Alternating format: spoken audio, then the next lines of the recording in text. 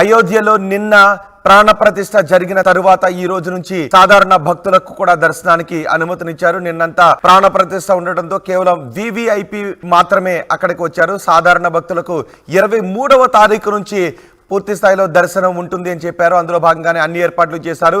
ఇప్పుడు అయోధ్యలో ఎక్కడ చూసినా జై శ్రీరామ్ నినాదాలతో హోరెత్తిపోతుంది. భక్త జనం పెద్ద సంఖ్యలో అయోధ్యకు చేరుకుంటూ ఉండటంతో అక్కడక్కడ చిన్నపాటి తోపులాట కూడా జరిగింది అని చెప్తున్నారు. సామాన్య భక్తులకు ఇవాల్ట నుంచి బాలరాముడి దర్శనాలను ఏర్పాటు చేశారు. తొలి రోజు రామ్లలా దర్శనానికి భక్తులు పోటెత్తారు. పెద్ద సంఖ్యలో రామాలయానికి తరలి వచ్చిన భక్త జనాన్ని మనం ఆర్టీవీ స్క్రీన్ పైన చూడొచ్చు.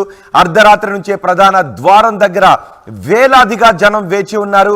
అక్కడక్కడ చిన్నపాటి తోపులాట్లు కూడా చోటు చేసుకుంటున్నాయి. రామ్లలా దర్శనానికి క్యూ లైన్లలో బార్లు తీరారు భక్తులు. తొలి రోజు సుమారు 5 లక్షల మంది భక్తులు దర్శించుకుంటారు అని అంచనా వేస్తున్నారు.